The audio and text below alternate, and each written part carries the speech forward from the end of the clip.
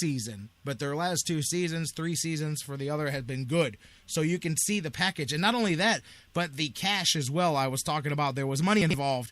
It was not only Lackey sent over, but $2 million in cash was also sent over as well. So some benefit. And Lackey's contract, I didn't get to explain this earlier. I was going to talk about this as why teams are even more interested in him with his age, and the Indians were one of them for this reason. It's that he had that really interesting contract. When he signed his big deal, he had a deal where if he missed a season for injury, which he ended up missing for Tommy John surgery, he missed the 2012 season, it would tack a year on to the end of his contract at $500,000. So basically he owed Boston a year back for the year that they paid him for already, and he got paid the minimum, $500,000. So if a team traded for him and worked out even a 1-year extension, let's say you would trade for him. Let's say the Indians had traded for him and you worked out, say, I'm just going to throw a number out there, $15 million for next year. Basically, you add on the $500,000 that you're paying him nothing for this year. So you can almost look at it as a portion of that money that you pay him next year goes towards this year. It makes him a little bit more of a financial value. But Boston clearly wanting to move people and clearly wanting to move him. I saw Charles in the chat room earlier. You want to throw out the word fire sale? Attach Boston to that because that's what they're doing. But they sent not only Lackey and his team-friendly expiring contract, they sent Corey Luttrell, a minor league prospect, and $2 million in cash. They got Joe Kelly and they got Alan Craig. Craig can play outfield and first base. Kelly's a young starter, and it continues. They've moved off Lester and Gomes here. Now Lackey. Let's see what else happens in St. Louis. Adding Lackey and Masterson. That is some veteran experience pitching to add down the stretch. And both of them, smart trick, man. Both of them coming to the league from the National League or from the American League over to the National League. You get that adjustment period. That's also going to help these teams out. So I think that pretty much explains why the Cardinals ended up with it. And so there's your trade. Jon Lackey, there's the latest update on that. And if anything else happens while we're going, as soon as I get it, I will continue to bring it to you, and we'll keep it going. I see the phone lines going. I got one guy on hold. I got another guy calling in. All right, guys, let's get back to business. Let's shift gears, talk a little bit about the latest. I want to update you guys on the Browns and Josh Gordon. And now, yesterday, just as we get to talking about the appeal that's coming up tomorrow, it's going to be an all-day process in New York, and we talked about the different things that are going to be presented for Josh Gordon's defense. And, you know, in all honesty, the A and the B sample, that was an intriguing conversation that we had yesterday. But I don't know if you guys saw, we posted it on our Facebook page last night, on our fan page and our various media outlets, the word breaking from Pro Football Talk, which is that from inside the NFL, they have termed Josh Gordon's appeal tomorrow as an all or nothing appeal. And by that, they mean there's not going to be a settlement. And this is coming from supposedly sources within this whole deal, saying plain and simple, it's either going to be overturned and there will be no suspension at all, or it's going to be upheld and it's going to be the full 1-year suspension, that there's not going to be a 4, 6, 8. Now listen, at the end of the day, the person that's arbitrating this can do that. So no matter what anybody tells you, no matter what I'm telling you right now, they can do that, but it would take a big leap, and there may be other issues, because if you're going by the letter of the collective bargaining agreement, which as unfortunate as it may be when we look at things like Ray Rice, if you're going by the letter of that, then the Pro Football Talk report is right. And if you go by the letter of the CBA, it's going to be an all or nothing appeal. So we'll find out more about that, and we'll talk more about this. Browns, of course, were off. They're back at it today, getting into a defense, the name of the day. They're starting to get a little nasty. Some fighting going on. You can't beat that. I'm going to go to the phone lines right now, though. Turn it back over to you. Caller, you're next up on the Sports Fix. J-Rock Daddy. What's happening? That's LG. I know who that is. What's up, man? What's going on, man? What's happening, Daddy? I'll tell you one thing. Let's talk about Kluber for a second, because I was on hold for an hour and a half before, and I didn't get to tell you my thought on this. But my thought on this is somebody from the front office better sit down with Kluber, long before this season ends and get that boy to re-sign a long-term deal with the Cleveland Indians. They don't have to. They don't have to do that right now, man. They've got. Got a 1-year deal for $514,000, man. The guy's getting underpaid. He's overachiever. That's not how baseball works. Hey, want me to be like Bob and not give you a word in edgewise? That's not how baseball works, LG. He's under team control for 4 more years. Sure he is, but let me explain something to you, man. The guy's the Tom Brady of the MLB. Taken in the 7th round, what was he, like 178th pick or something? The guy deserves to be in the Cleveland Indians. You know, the problem's going to be, J-Rock, we can't pay the guy what he's going to be worth.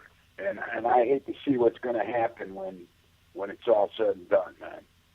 I got to tell you that you're way into the future. I think the Indians are going to hook Kluber up this offseason and negotiate a deal with him when they don't have to, but they've got plenty of team control. I mean, that's the one difference in baseball from some of these other sports, man, is, the salaries get crazy, but it's because you get a long chunk of control before these guys can really get crazy. I mean, a team gets from draft to the end, 7 years they end up with of franchise control over these guys. So, yes, I'm with you, and I do think they're going to work something out with Kluber to keep him happy. But he doesn't have. I mean, he can go to arbitration. He can go to and he's not even arbitration eligible for, I believe, 2 or 3 more seasons. I'll look that up right now just to be sure about that.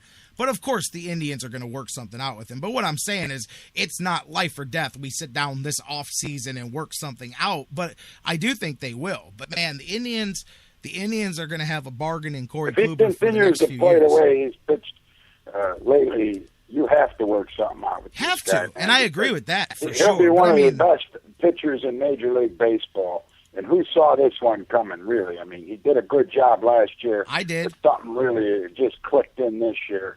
And he's unbelievable, unbelievable job. I did. I don't get them all right. And you guys can gladly throw the ones that I get wrong in my face, but I told y'all about Corey Kluber. I saw it coming. There was something about him from the very beginning when I watched him pitch. I said, this guy's special.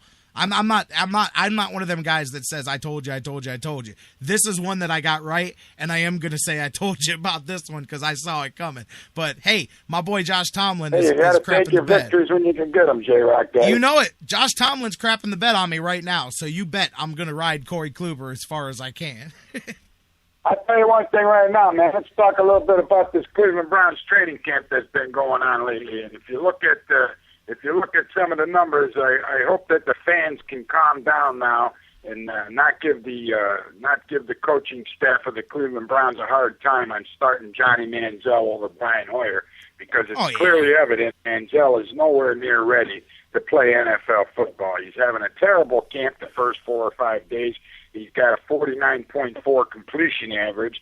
He threw 85 passes, only completed 42 of them, throws some interceptions under pressure, J-Rock. Times 2 resulted in interceptions.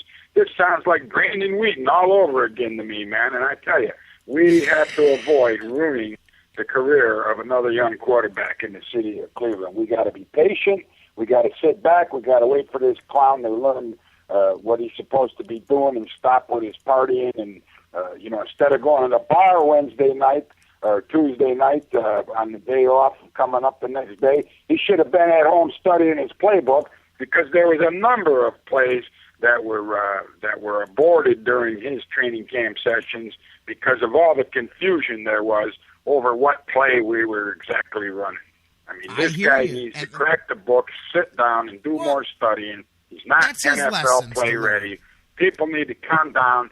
Stop thinking Manziel's going to be the guy that steps in over Brian Hoyer, and let the Cleveland Browns do what they need to do to get this kid ready to play in the NFL. It could not be this year. You got to be patient. I mean, Bernie Kosar, as great and as smart as he was, didn't start right away. He waited 8 games, and the only reason he started after 8 games was because Gary Danielson got hurt, man. Bro, I agree, and you're preaching to the choir. I think most of the fan base has figured that out too, except for the stubborn ones. Barring a Brian Hoyer injury or a 0-8 start to the season, I don't think you'll see Manziel start until next year. But for a fact, you're going to see him play because they're going to install parts of this game for him. And I like that because I like the stuff that he can do with the read option. So I don't like the read option as an everyday offense. It's a college gimmicky offense, and I don't like it. Plus, it puts your quarterback at risk all the time, as we've seen with guys like RG3. I just don't – I like it, but I like it as a wrinkle to your offense. I don't like the read option as your primary offense. And I know some people can run it better than others. You can bring up other examples of good quarterbacks, but my point is I do like mixing it in with what you do because I think that it brings a different element to what we do, and I think it's a great way to get him out there during the season, get him used to the speed of the game, and keep him involved. He's a part of everything, so you're making him grow the whole time. I think it's the best way to use him, and between you and me, I think it's the only way they're going to use him unless he gets hurt. Hoyer gets hurt. Well, you got to avoid thinking that the read option is the answer for Johnny Manziel because this is the NFL. The defense is so fast. The game is so fast. Manziel's clearly not used to that. He did all his gimmicky stuff down there at Texas A&M, and that's fine and dandy, J-Rock, but it's 0.5% of those college players actually make it onto an NFL playing field. You got the best of the best coming into the NFL. And, I want to avoid a situation like we had with Josh Cribbs going back there and running those gimmicky plays. Oh, no, that was different. That was different every because time he stepped on the field, sorry, the defense LG. knew what was coming, man, and pretty soon it turned into a joke. We need to avoid that with Johnny Manziel. You know what I mean?